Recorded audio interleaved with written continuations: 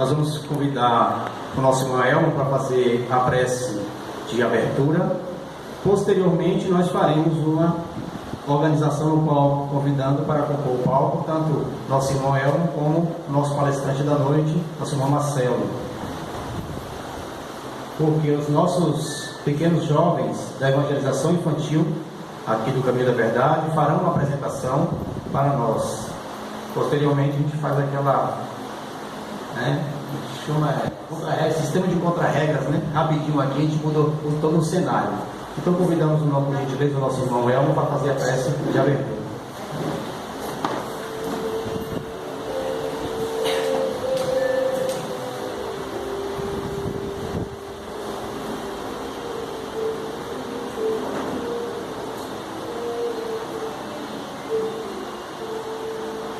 Senhor de nossas vidas,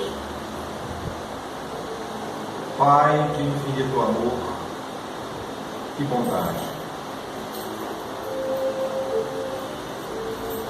a tua misericórdia por nós é infinita. O teu amor derrama-se sobre todos, bons e maus, justos e injustos.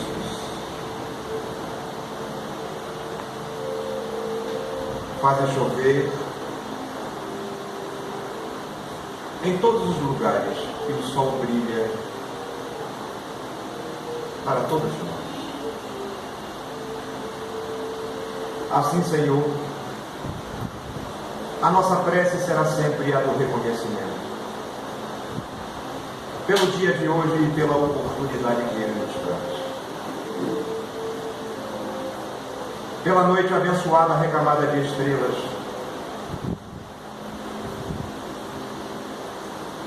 pela 7ª semana espírita de Seabra, pelo nosso querido companheiro Marcelo Martinho, que nos brindará com a palestra nesta noite. Todas estas são oportunidades de crescimento pessoal, mas também a oportunidade de agradecer, de reconhecer por tudo que fizeste, por tudo que fazes e por tudo que farás pelas nossas almas em redenção. Assim, Senhor, rogamos a Ti a assistência dos bons espíritos e a permissão do mundo maior para que a sessão desta noite tenha início em clima de paz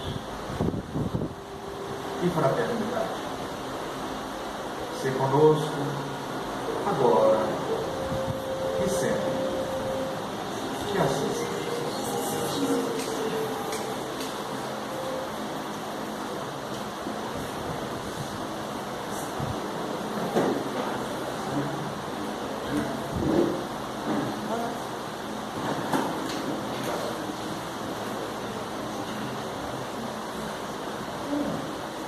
Então convidamos para a sua apresentação inicial, a apresentação cultural, a evangelização infantil da Casa Caminho da Verdade.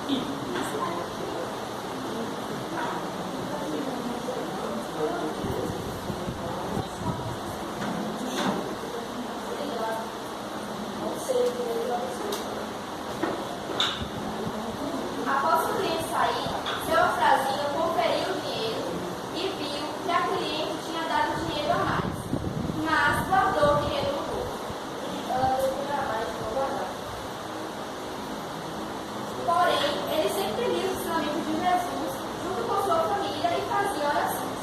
No outro dia, um pobre lhe rogou misericórdia quando passava comendo pão.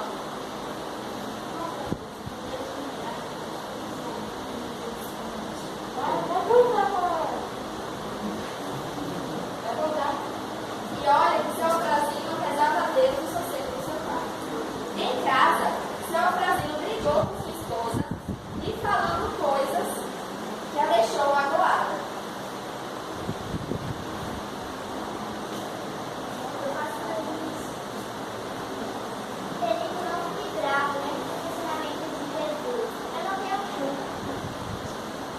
E seu Eufrazino sempre falava de Deus aos outros.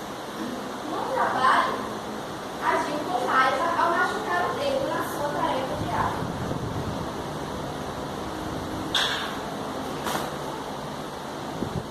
Depois disso, seu Eufrazino entrou em uma livraria e encontrou um livro que continha vários ensinamentos.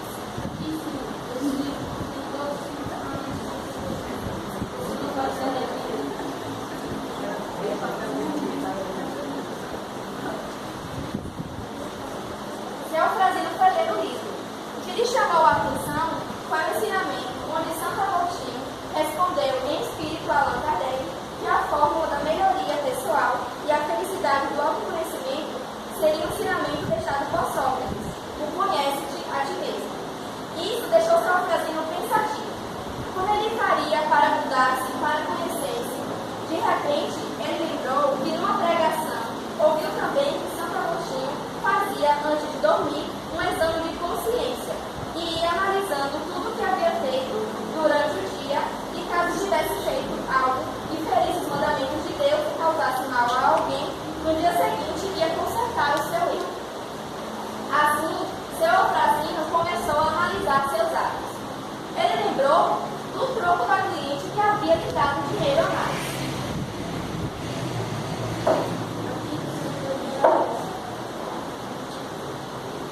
Lembrou-se também de procurar aquele pobre para lhe prestar auxílio, lhe dando todo o pão que ele tinha.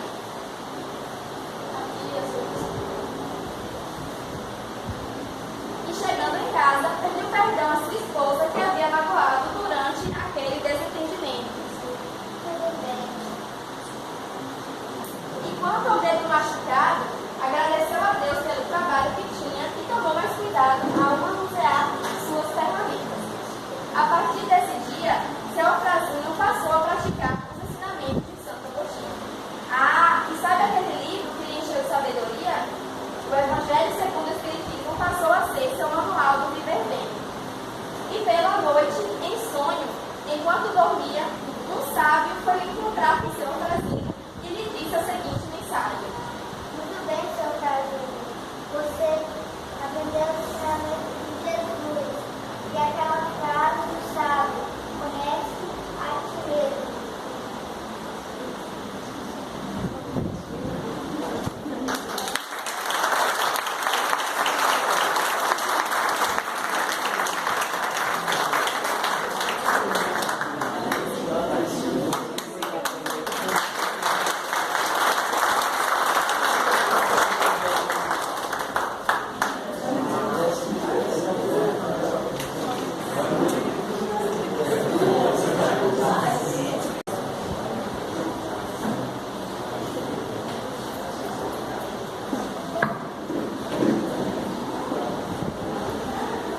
Desde já, logo após essa belíssima apresentação dos pequeninos, solicitar a todos que possam, se estiverem com os celulares ligados, que por gentileza desliguem ou mantenham no silencioso, para que a harmonia possa assim permanecer.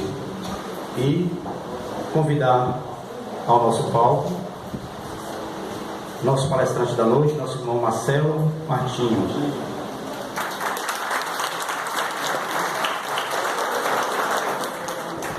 Possa também, por gentileza, sentar conosco nosso irmão Elmo, que ontem fez a sua belíssima.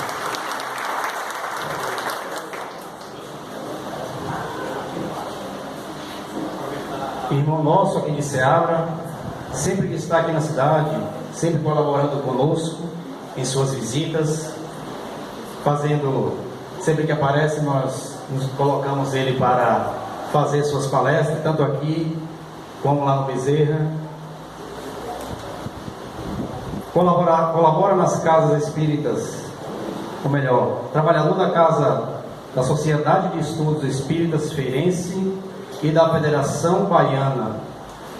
E com o tema da noite, Transição Planetária e a Reforma Íntima, convidamos para sua explanação nosso irmão Marcelo Bastinho.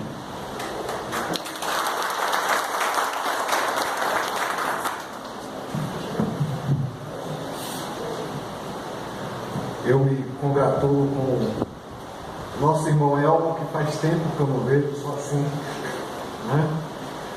E a todos os trabalhadores espíritas aqui de Ceabra, que me deram essa oportunidade de matar as saudades, e evoco a luz de Jesus que nos envolva hoje e sempre. Na Gênese, segundo o Espiritismo, Allan Kardec incluiu uma comunicação intitulada A Nova Geração. A nova geração versava sobre uma resposta dada pelos Espíritos a uma pergunta de Kardec. Kardec perguntou aos Espíritos quando a Terra se tornaria um planeta bom. E os Espíritos responderam: a Terra vai se tornar um paraíso quando for habitada por bons espíritos. A resposta dos Espíritos é de uma sabedoria tão profunda que a humanidade não aceita. Nós, cristãos ocidentais, estamos esperando que Jesus desça dos céus na sua característica de Salvador, com uma legião de anjos, a cortar a cabeça dos políticos corruptos, dos ladrões que estão no presídio, e deixando só nós aqui, que somos homens de bem. E assim, fazendo com que os animais estejam amansados, que os leões fiquem bonzinhos, que os cachorros deixem de fazer coisas onde eles não devem, que as nossas doenças sejam cessadas e que o nosso carro esteja sincronizado com o semáforo e só tenha sinal verde no trânsito. E ninguém buzine no nosso fundo. Tudo isso acontecerá após a volta de Jesus, que nós esperamos angustiosamente e rezamos por ela com ansiedade. Mas os Espíritos dizem que a Terra será um lugar bom quando for habitada por boas pessoas, o que traz um raciocínio óbvio que os líderes religiosos não têm enfatizado. O problema da Terra não é o Satanás. O problema da Terra é o homem. Nós somos o problema da Terra. E todo problemático gosta de jogar a culpa no outro. Por isso, nós jogamos a culpa no Satanás. Acreditamos que Jesus voltará expulsando o Satanás para literalmente o quinto dos infernos, deixando-nos à vontade para falar mal da vida do vizinho e tecer comentários elogiosos à mãe do juiz no final do campeonato de futebol. Se esquece esses religiosos que esperam pela volta de Jesus e a ida do Satanás, que mesmo que Jesus viesse numa carruagem de fogo, mandando os demônios para o inferno, ficariam na terra os homens, em companhia de si mesmos, com a sua ansiedade, com a sua depressão, com a sua drogadição, viciados em álcool, viciado em televisão. Já pensou se Jesus volta e manda metade dos atores da novela para o inferno? Como é que nós vamos viver?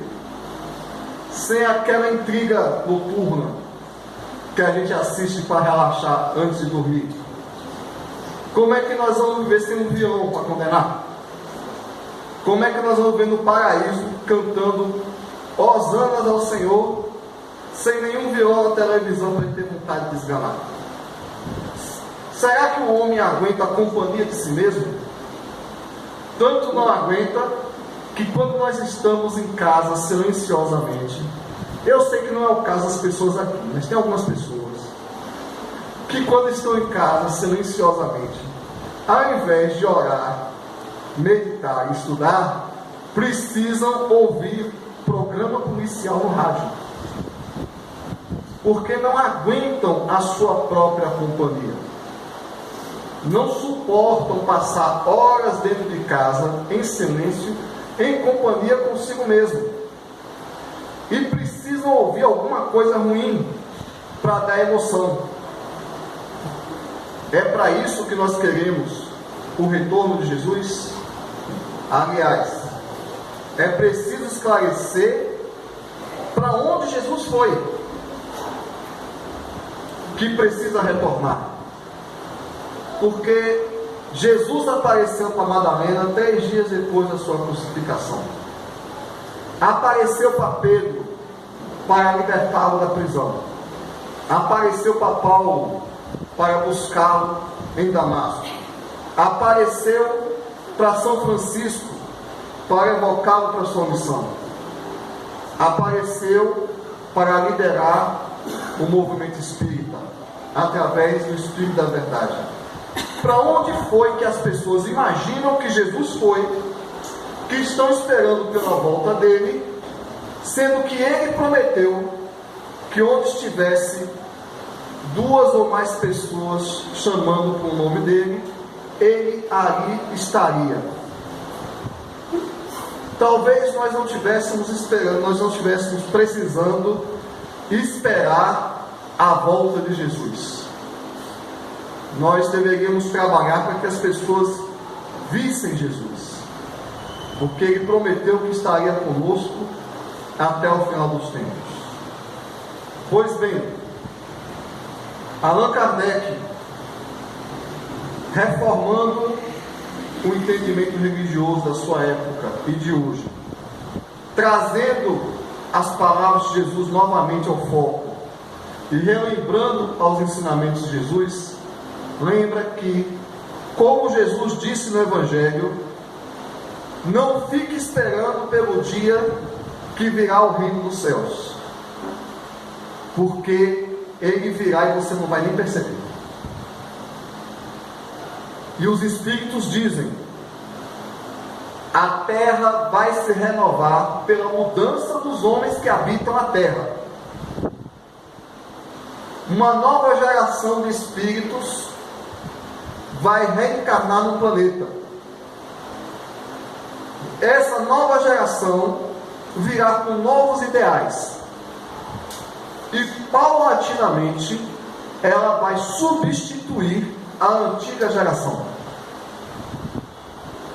Isso aconteceu há cerca de 10 mil anos, quando se formou as nossas civilizações, desde a Índia antiga até o Egito, permeando a Babilônia e finalmente Israel. Quando Capela passou por uma transição de planeta de provas e expiações para o planeta de regeneração, veio uma leva de espíritos expulsos de lá. Então, no Evangelho segundo o Espiritismo, onde é elencada os diversos tipos de planeta, a saber, planetas primitivos, planetas de provas e expiações, mundos de regeneração, mundos felizes e mundos celestes. Os espíritos esclarecem que quando um planeta, porque para nós espíritas é óbvio que todos os planetas são habitados, quando não por encarnados, mas por forma de vidas que nossos instrumentos não são capazes de captar. Então, para a gente, disco voador é coisa cafona. A gente sabe que existem espíritos transitando entre os planetas normalmente. Então, quando um planeta passa de um nível para o outro, aqueles espíritos retardatários, para não atrasar o desenvolvimento da turma, que nem quando a gente passa de ano no colégio, eles são encaminhados para outro planeta. O sentimento escatológico, que é essa questão do fim do mundo, vem disso aí.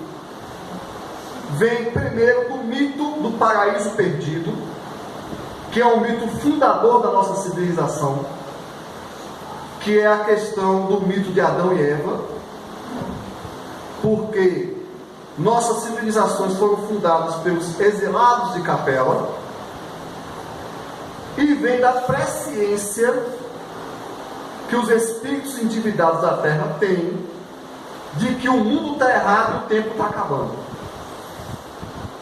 É daí que vem todas as previsões, desde a Idade Média, passando por Nostradamus, por Nossa Senhora de Fátima, que hoje é o dia dela, sobre o fim do mundo, vem da intuição no inconsciente coletivo de que haveria este momento de, como Jesus disse, separar o joio do trigo. Separar o que pode ficar na terra daquilo que não pode. Mas muitos interpretam que Jesus vai deixar aqueles que são bem-aventurados na terra comendo maçãs, frutinhas e botando e acariciando leõezinhos. Eu disse que eu vi essa foto sendo divulgada. O paraíso terrestre, o jardim. E os outros vão para as profundezas do inferno, quanto não para a aniquilação. O que gera um problema moral muito sério. Porque Deus, para ser Deus, Ele sabe de tudo. Então foi Calvino que afirmou que Deus já criava o homem sabendo quem é para o céu e quem é para o inferno. O que é lógico, porque Deus sabe o futuro. O pior de tudo, criou 90% para ir para o inferno e 10% para ir para o céu. Eu estou sendo generoso, porque eu realmente não sei a porcentagem. Então Deus já criou a maior parte da humanidade sabendo que ia ser, que no dia que fosse, que Jesus viesse com a sua espada separar o joio do trigo, a maior parte já iria para o inferno. Então para que criou? A doutrina espírita tem uma explicação, como nós viemos dizendo, mais lógica. Aqueles que não estiverem preparados para passar de nível, eles vão para um planeta mais atrasado que a Terra, como aconteceu com a raça adâmica, que também é outra comunicação da Gênesis segundo o Espiritismo, livro pouco consultado pelos espíritas. Faz Evangelho no lar, mas lê o céu e o inferno, a Gênesis segundo o Espiritismo. Quem lê a Gênesis segundo o Espiritismo não cai nas lorotas milenaristas que estão acontecendo hoje em dia. Eu lembro que os dias mais frustrantes da minha vida, foi há uns 3 anos, um pastor norte-americano previu o fim do mundo para o dia do meu aniversário, 21 de outubro. Os ateus marcaram uma festa, fizeram a festa do fim do mundo. E eu todo ansioso esperando o fim do mundo. Meu aniversário passou, o mundo não acabou, está tudo aí, não é? E de vez em quando surge uma teoria milenarista, que vem justamente dessa presciência subconscientemente de que os tempos estão acabando. Observemos nós que a primeira data cabalística que fez uma verdadeira histeria coletiva na Europa foi o ano 1000, que foi mais ou menos o ano da peste negra. E há 1000 anos atrás o homem acreditava que o mundo estava acabando. E estava mesmo. A peste negra, a peste bubônica, levou 2/3 da Europa. E desde lá, o ano 2000 com o bug do milênio, o ano 2012 com o calendário maia. Aí o pessoal ficou assim. Primeiro porque eu nunca vi tanta fé assim no maia, não sei de onde surgiu. Foram dizimados pelos espanhóis, ninguém estava ligando dos maias. Aí descobriram que tinha pedra, que o calendário terminava em 2012. Sabe por quê? Porque o calendário era feito em pedra, tinha que terminar em um ano. Acabou a pedra, acabou o calendário, mas foi aquele problema. Agora, gerou-se uma expectativa em torno do ano 2019 por causa de algo que dizem que Chico disse. Agora vamos ver qual vai ser a próxima data. Não estou informado. É uma sabe de alguma coisa?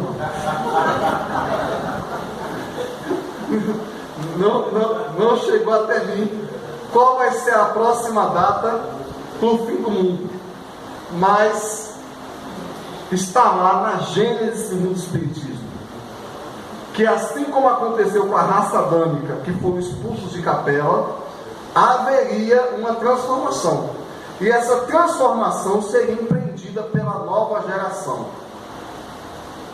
Agora, quem lê a mensagem de Kardec, que é algo também pouco observado pelos espíritos, no Evangelho segundo o Espiritismo, tem um capítulo, os tempos são chegados, fica claro que a transformação planetária e a nova geração já estava acontecendo quando Kardec estava encarnado.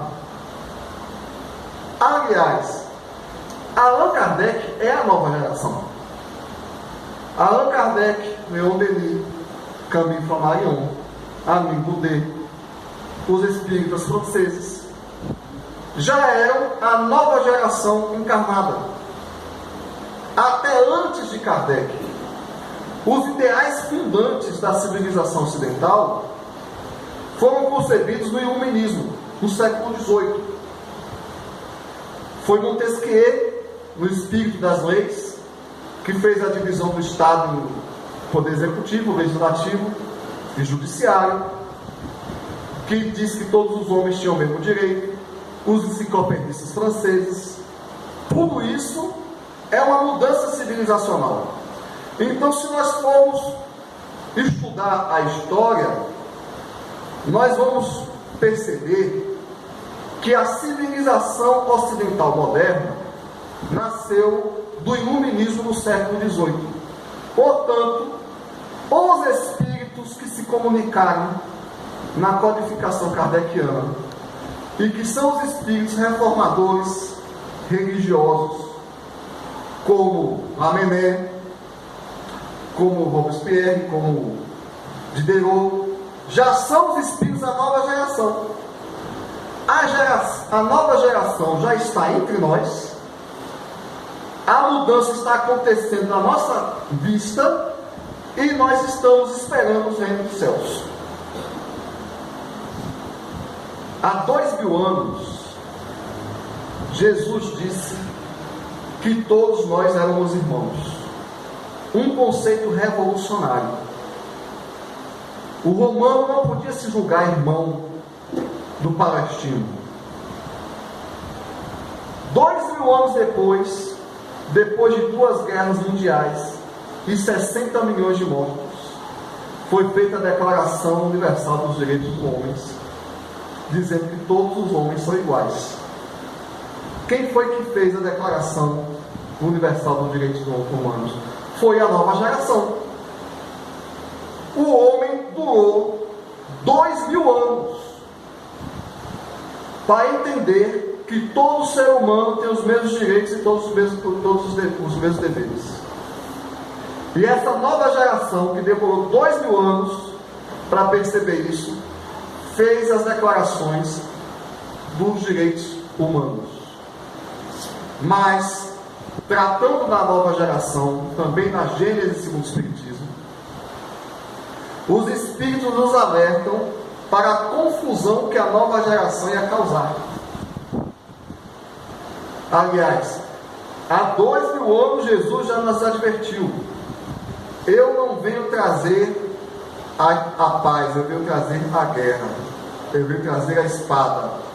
Por minha culpa, por minha causa, filhos vão brigar contra pais, pais contra filhos, e irmão vai se voltar contra irmão.